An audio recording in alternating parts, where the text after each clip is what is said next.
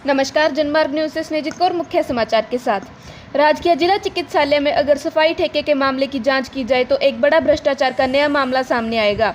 अस्पताल में सफाई व्यवस्था चरमराई हुई है।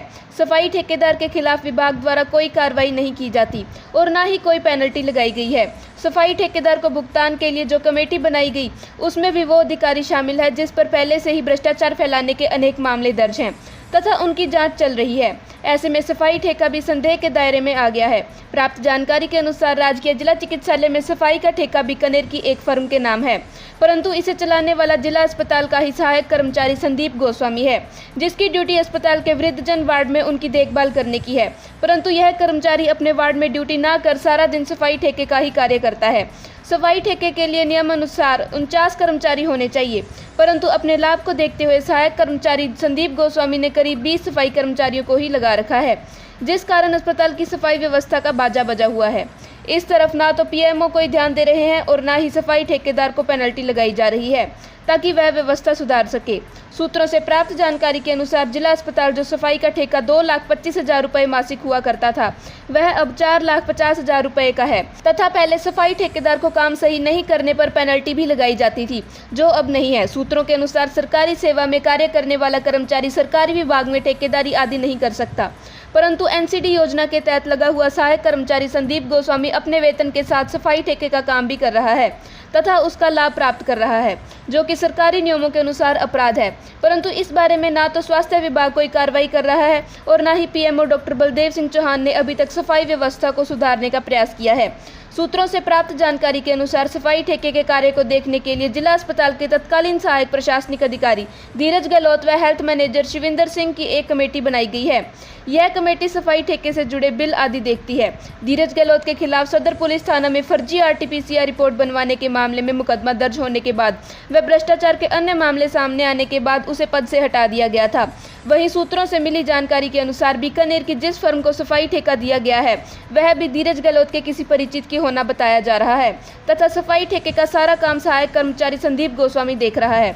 इस मामले की जानकारी प्रमुख चिकित्सा अधिकारी डॉक्टर बलदेव सिंह चौहान को होने के बावजूद इस भ्रष्टाचार के मामले की जांच नहीं करवाई गई है तथा भ्रष्ट अफसर चांदी कूट रहे हैं। राजकीय जिला चिकित्सालय में कोरोना काल के समय रखे गए सिक्योरिटी गार्ड 9 माह बाद भी अपने वेतन के लिए कभी पीएमओ तो कभी सीएमएचओ दफ्तर के चक्कर लगा रहे हैं। 6 सिक्योरिटी गार्ड को कोविड वार्ड में लगाया गया था, जिनमें से 2 सिक्योरिटी गार्ड अभी भी लगे हुए हैं तथा 4 गार्ड नौकरी छोड़कर चले गए हैं। प्राप्त जानकारी के अनुसार राजकीय जिला चिकित्सालय के कोविड वार्ड में 6 सिक्योरिटी गार्ड लगाए गए थे, जो कि देवगामेडी के राजेंद्र सिक्योरिटी के माध्यम से लगाए गए थे। इन सिक्योरिटी गार्ड को 6,000 रुपये मासिक वेतन पर लगाया गया था। करीब 9 माह से इन सिक्योरिटी गार्ड को वेतन नहीं मिल रहा है। यह गार्ड कभी पीएमओ तो कभी सीएमएचओ कार्यालय के चक्कर लगा रहे हैं। जिन 6 सिक्योरिटी गार्ड को लगाया गया था उनमें 4 काम छोड़कर जा चुके हैं तथा 2 गार्ड विक्रम शर्मा तथा ओम प्रकाश अभी भी ड्यूटी कर रहे हैं। जानकारी के अनुसार जब यह गार्ड प्रमुख चिकित्सा अधिकारी के पास वेतन की मांग को लेकर गए तो उन्होंने कहा कि सीएमएचओ से जाकर मिले, वहीं से वेतन मिलेगा, परंतु सीएमएचओ से संपर्क करने के बाद भी अभी तक इनको वेतन नहीं मिल पाया है। अधिकारियों का कहना है कि उनके पास बजट नहीं है। अगर बजट नहीं है तो सिक्योरिटी गार्ड रखने से पहले इसकी व्यवस्था करनी थी, परंतु अधिकारियों को अनदेखी के कारण सिक्योरिटी गार्ड को आर्थिक व मानसिक परेशानी का सामना करना पड़ रहा है।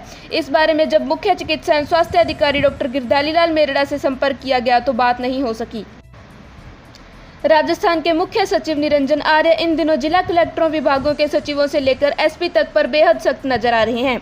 मुख्य सचिव मुख्यमंत्री के गृह जिले जोधपुर में विकास परियोजना को योजनाबद्ध रूप से गति नहीं मिलने पर जोधपुर के अफसरों से बेहद नाराज चल रहे हैं। राज्य में मानसून का आगाज हो चुका है, लेकिन जोधपुर शहर में जल भराव की समस्या के समाधान के लिए 225 करोड़ रुपए के ड्रेनेज प्रोजेक्ट की डीपीआर तैयार नहीं हो पाने से खफा है। मुख्य सचिव 1 दर्जन जिलों के कलेक्टरों की रिपोर्ट कार्ड से संतुष्ट नहीं है। ब्यूरोक्रेसी में बदलाव होने पर इन जिलों के कलेक्टरों पर गाज गिरना तय माना जा रहा है। मुख्य सचिव निरंजन आर्य के बार-बार निर्देशों के बावजूद भी विभागों के सचिव और जिला कलेक्टर फ्लैगशिप योजनाओं को जमीनी धरातल पर उतारने में ढिलाई बरत रहे हैं। मुख्य सचिव के बदलते हुए नए रूप से नौकरशाही हलकान में है। मुख्य सचिव ने तय किया है कि अब हर मंगलवार को वीसी करेंगे। मुख्य सचिव जिला कलेक्टरों से वीसी के जरिए फीडबैक ले रहे हैं। मुख्य सचिव कलेक्टर से लेकर एसपी के कामकाज की खुद मॉनिटरिंग कर रहे हैं। हर सप्ताह विभागों के सभी सचिवों के साथ बैठक भी कर रहे हैं। आमतौर पर मुख्य सचिव महीने में एक बार ही जिला कलेक्टर के साथ वीसी लेते रहे हैं। बताया जा रहा है कि सीएस का कुछ प्रमुख प्रमुख योजनाओं पर फोकस है। इसमें पेयजल की आपूर्ति से जुड़ी घोषणाएं, गांव-गांव सड़क सुदृढ़ीकरण कार्य, नवीन कृषक मंडियां, जल्द से जल्द नए पीएचसी एवं सीएचसी खोलने जैसे कार्य शामिल हैं। इसके अलावा आमजन को इन योजनाओं का शीघ्र फायदा मिल सके, इसका भी पूरा ध्यान रखने की पहल की जा रही है।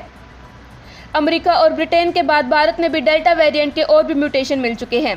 खास बात यह है कि अब तक इस पर केंद्र सरकार की ओर से आधिकारिक तौर पर कोई जानकारी नहीं दी गई। भारत में डेल्टा प्लस की तरह AY2 म्यूटेशन के मामले भी सामने आ रहे हैं। यह म्यूटेशन भी डेल्टा वेरिएंट का ही रूप है। इसको लेकर अब भारतीय आयुर्विज्ञान अनुसंधान परिषद ने जानकारी दी है कि देश में अब तक 5 से अधिक मरीजों में AY2 म्यूटेशन का पता चला है। बता दें कि अब तक अमेरिका में ही सबसे ज़्यादा AY2 के मामले सामने आए हैं। कोरोना वायरस की दूसरी लहर से उबर रहे भारत के सामने डेल्टा प्लस वेरिएंट ने चुनौती खड़ी कर दी है। वहीं डेल्टा वेरिएंट के नए खतरे AY2 म्यूटेशन के केस मिलने के बाद चिंता और बढ़ गई है।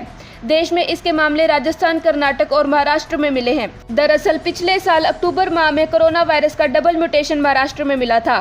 कुछ महीनों बाद ही डेल्टा व कापा वेरिएंट सामने आया। डेल्टा में भी 2 म्यूटेशन हुए और उनमें डेल्टा प्लस और AY2 म्यूटेशन सामने आया। खास बात यह है कि ये दोनों ही म्यूटेशन भारत में मिल चुके हैं। पुणे स्थित NIY की डॉक्टर प्रज्ञा यादव के मुताबिक डेल्टा प्लस और AY2 दोनों ही म्यूटेशन काफी गंभीर हैं और इनके असर के बारे में बहुत जानकारी अभी नहीं है। इस बात की भी आशंका है कि देश में तीसरी लहर आती है तो ये दोनों ही म्यूटेशन उसका कारण हो सकते हैं। डेल्टा का तीसरा म्यूटेशन AY3 भी सामने आया है। राहत की बात यह है कि अब तक भारत में इस म्यूटेशन के होने की खबर नहीं मिली है। यह म्यूटेशन बीते 23 जून को दर्ज किया गया है। अमेरिका और ब्रिटेन के कुछ राज्यों में नोम सीक्वेंसिंग के जरिए AY3 म्यूटेशन की पुष्टि हुई है। ऐसा पहली बार नहीं है कि सरकार की ओर से कोरोना के वेरिएंट को लेकर जानकारी आने में समय लगा हो। इससे पहले भी स्वास्थ्य मंत्रालय ने डेल्टा प्लस के 8 से अधिक मामले सामने आने के बाद भी कई दिन तक जानकारी नहीं दी थी। उस दौरान प्रेस कॉन्फ्रेंस में मंत्रालय ने डेल्टा प्लस के मामले मिलने से इनकार कर दिया था। इसके ठीक 1 सप्ताह बाद मंत्रालय की ओर से ही मीडिया से बातचीत में 49 मामले मिलने की पुष्टि की गई। अब तक ISID प्लेटफॉर्म पर AY2 वेरिएंट 250 से अधिक सैंपल में मिल चुका है। इनमें सबसे ज़्यादा 239 सैंपल अमेरिकी राज्यों से मिले हैं। ISID प्लेटफॉर्म वैश्विक स्तर पर सभी देशों में मिलाकर तैयार किया है, जो हर देश में नए म्यूटेशन के बारे में सैंपल सहित पूरी जानकारी देता है।